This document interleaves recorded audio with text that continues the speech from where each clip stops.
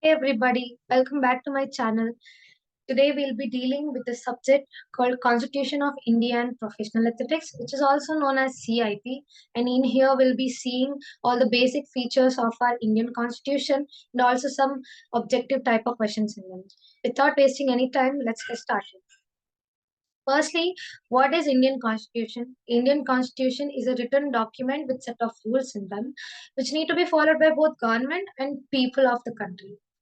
The Constitution is the fundamental law of a nation that outlines the power and limitation of the government, the rights and duties of citizens.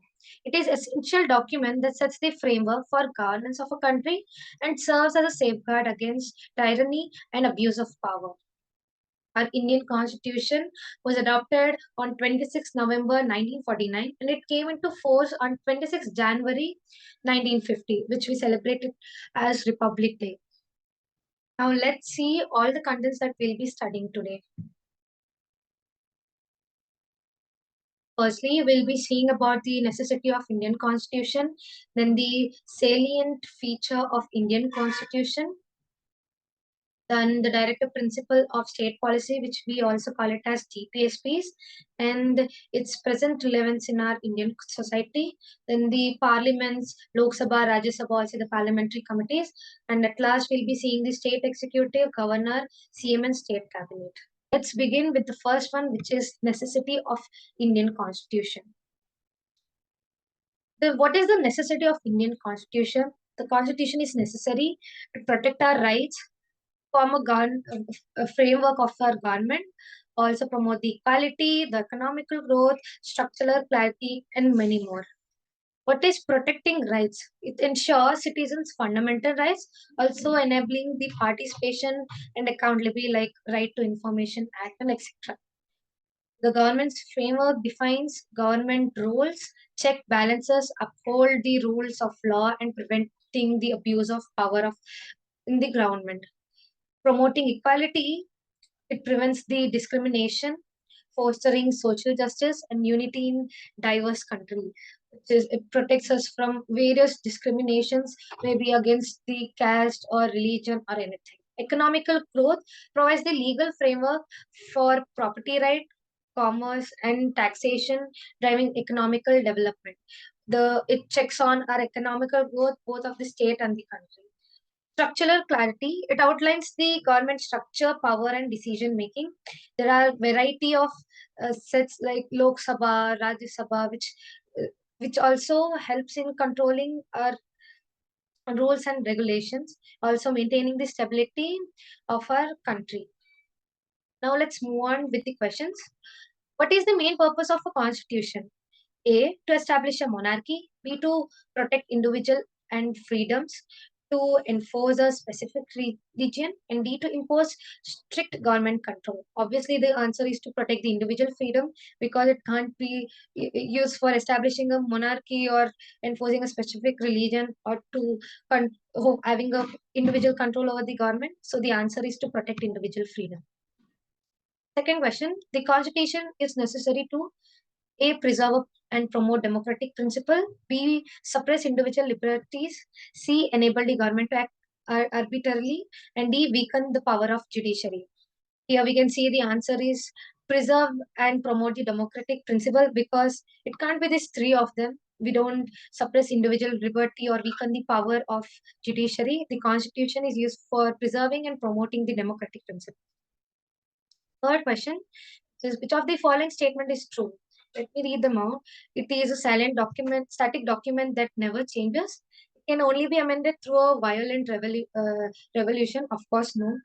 It reflects the values and aspiration of a person in a country and it is only applicable to government official. The answer is C because it's not only applicable for government official or it amend violate revolutions. Now let's move on to the fourth question.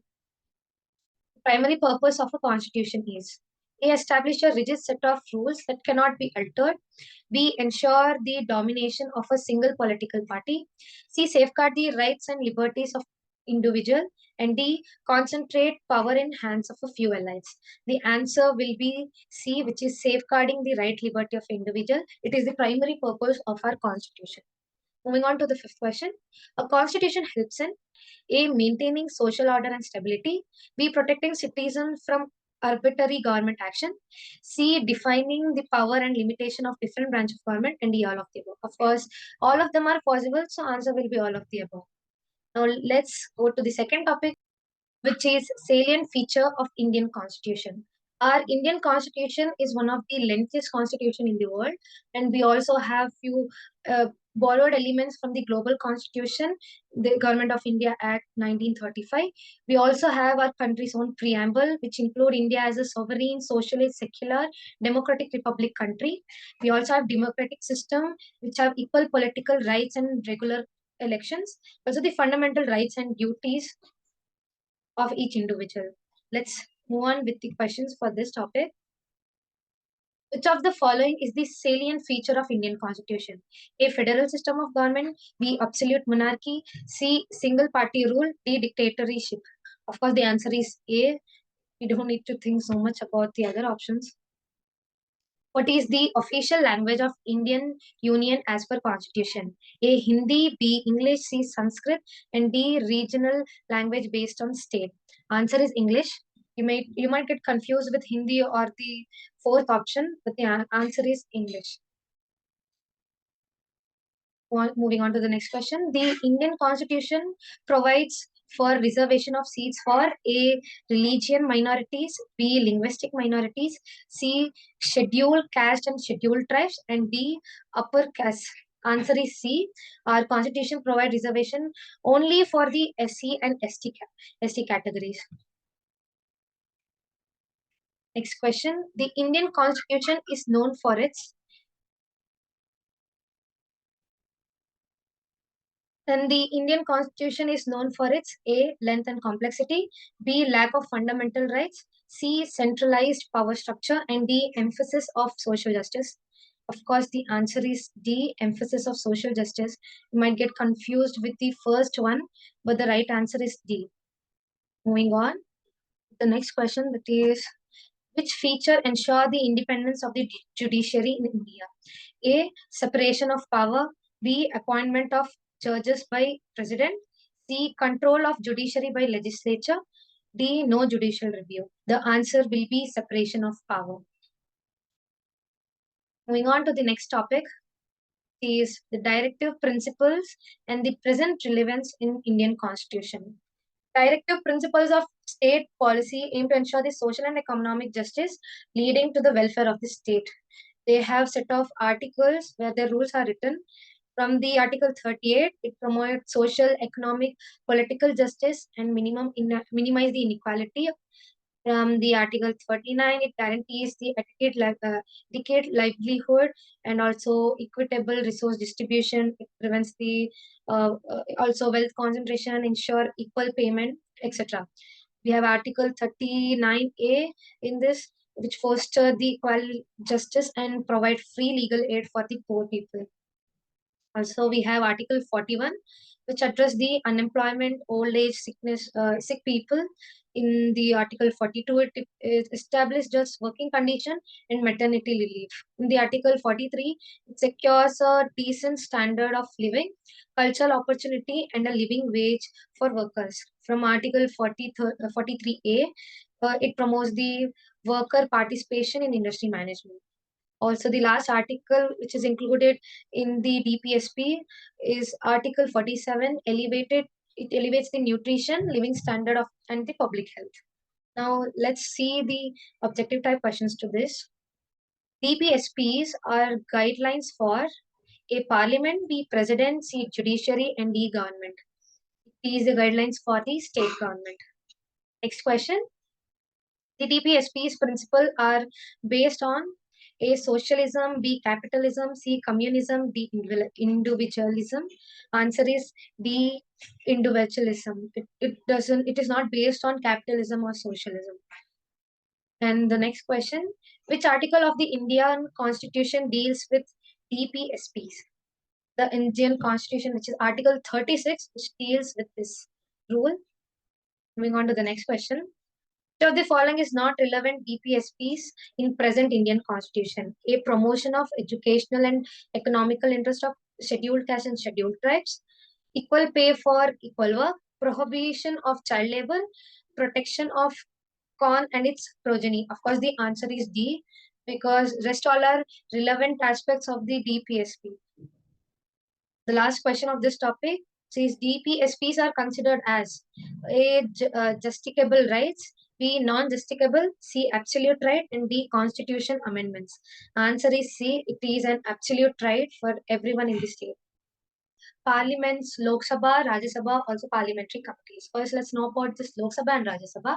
The Indian Parliament comprises the President, Lok Sabha, and Rajya Sabha, constituting the highest legislative authority. Rajya Sabha and Lok Sabha are integrated houses of our parliament. The Rajya Sabha comprises of 250 members, while the Lok Sabha consists of 543 members. Lok Sabha is known as the lower house, and Rajya Sabha is called the upper house of the parliament. The state-related discussions often rely on the voting of Rajya Sabha members, and approval from the Lok Sabha members is essential for discussion affecting a state. Now let's know what this parliamentary committee is. Parliamentary committee is a group of MPs appointed and elected or nominated by the House of Chairman and working under the Speaker or the Chairman direction. It represents the report to them or the houses originating, and this system is originated from the British Parliament, and they address the need of efficient legislative process amid the complex lawmaking and limited debut time, as well as the interesting political polarization. As a result, much legislative work now occurs in the parliamentary committee. Let's see 5 questions from this topic. The members of Lok Sabha are elected by A, the President, B, members of Parliament, C, members of Legislative Assemblies, and D, members of Rajya Sabha. The members of Lok Sabha are elected by the members of Legislative Assembly, that is MLAs. 17th question. The Lok Sabha has power to A, pass the laws, B, ratify international treaties, C, approve the budget. And the answer is they have all these three power. So answer will be all of the above. Moving on to the next question. The Rajya Sabha is the upper house of the Parliament of India and consists of how many members? As we saw, Rajya Sabha consists of 240 members. Now, the term of office for a member of Rajya Sabha is, the how many years the members of Rajya Sabha stay, and that is 6 years, a year more than the Prime Minister. Last question from this topic, that is parliamentary committees in India are A, advisory bodies, B, decision making bodies, C, executive bodies, and D, judicial bodies. Answer is advisory bodies. Now let's move on to the state executive and governor, CM, state cabinet. The state executive consists of governor, chief minister, council of ministers, and advocate general of state. Governor as president heads the state government, and the governor's power are as following, which is in the executive they appoint the state advocate general, also the chief minister and ministers. They act as the during agents president's agent during the president's rule. Legislative, they send the bills to the state legislature, address them yearly, also appoints the sessions and consult election commission. In the financial, they oversees the budget and manage contingency fund, forms state financial commission. Lastly, in the judicial, they recommend high court judges, also appoint direct judges, judicial service appointment. Now we'll be seeing the role of CM. Chief Minister is the leader of party winning the legislative assembly election. They are the head of the council ministers, also aids and advises the governor, also the leader of the house from which they won. Will be also the council of minister, which are headed by the prime minister and governed by the article 74 and 75 of constitution. Parliament determines the salary and allowance of council ministers. Let's see if you have checked the questions from this topic too. Who is the head of state executive? As we read few minutes ago, chief minister is the head of state executive, not the governor. The governor of a state acts as the head of state, B, head of government, C, chief minister, and D, president of India. Our governor act as the head of the state, not head of the government. Now moving on to the next question. Who is the head of the state government in India? The head of the state government is also chief minister. You might get confused between the roles of chief minister and governor. So the head of the state government is chief minister. What is the state cabinet? The executive body of state government, the executive body of legislative body of state government, judiciary body of state government, and D, the advisory body of government. Answer is they are the executive body of state government. And the fifth question, the term of office of the governor. The governor is appointed for 5 years as long as the prime minister post runs similar way. By this, I would like to end this topic. I hope that it was helpful and thank you so much for watching this video. I'll be uploading many other videos, so please like, share and do subscribe. Thank you.